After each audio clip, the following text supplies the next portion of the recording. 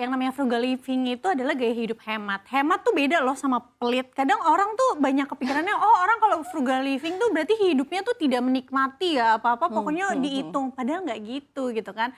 Hemat itu ya cut pengeluaran yang memang nggak terlalu diperlukan, tapi fokus sama pengeluaran yang memang penting. Biasanya orang menerapkan frugal living itu kan karena memang mau mencapai tujuan tertentu.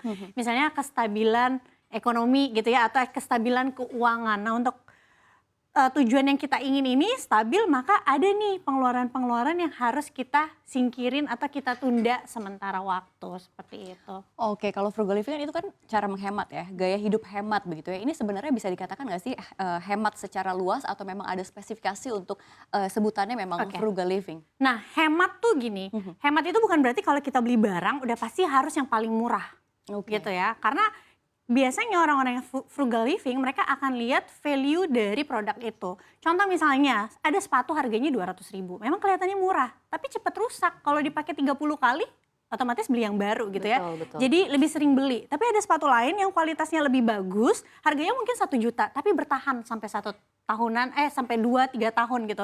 Jadi kita jadi jarang gitu beli sepatunya. Nah hematnya tuh seperti ini gitu. Atau misalnya, oke, mau pergi liburan atau mau cari hiburan, nggak mesti kok keluar negeri. Misalnya cari alternatif di dalam negeri yang mungkin lebih murah tapi bisa nyenengin kita juga gitu. Oke, berarti kalau yang dari tadi aku tangkap dari penjelasannya Kak Olive, frugal living itu sebenarnya melihat pengeluaran atau uang bukan dari besarannya saja, tapi dari value-nya gitu ya. Tapi kalau yang tadi Kak Olive sebutin contohnya misalnya sepatu, kemudian liburan, ini kan hitungannya sekunder lah ya. Kalau sepatu kan biasanya kita tidak selalu tiap bulan harus beli sepatu gitu. Apakah frugal living ini juga bisa diterapkan di kebutuhan primer? Bisa dong. Yang pertama misalnya makanan. Kayak makan, kalau misalnya udah berkeluarga otomatis akan lebih hemat kalau misalnya masak di rumah kan. Dibanding sering-sering makan di luar gitu. Tapi kalau misalnya masih sendiri gimana? Kalau masih sendiri itu tergantung sih. Kita harus lihat juga ya cost opportunity yang hilang itu seperti apa. Kalau misalnya kamu ngurusin rumah nyuci, terus juga masak ngabisin waktu berapa kalau masih sendiri ya. Tapi kamu misalnya bisa pakai laundry atau kamu misalnya bisa pakai jasa catering, waktu 3 jam yang kebuang bisa kamu pakai untuk cari income tambahan, kenapa enggak? Tapi kalau berkeluarga kan sudah beda gitu. Terus yang lainnya misalnya transportasi gitu ya. Kalau ini menarik nih, beberapa waktu lalu aku sempat lihat postingan dari salah satu artis senior ya, Adriana Maulana kalau nggak salah.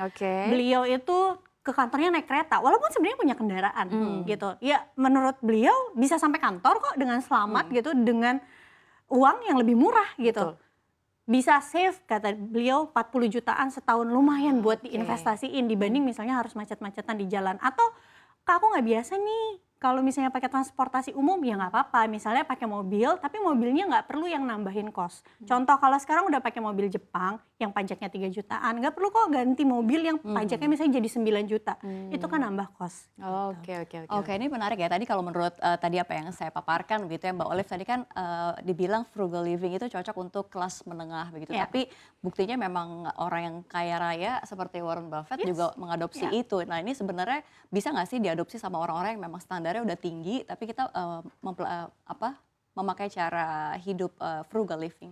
Aku rasa bukan cuma Pak Warren Buffett aja ya. Banyak, Pak LKH juga banyak ya. Pak LKH juga menerapkan itu. Bahkan beliau juga masih pakai mobil lama gitu ya.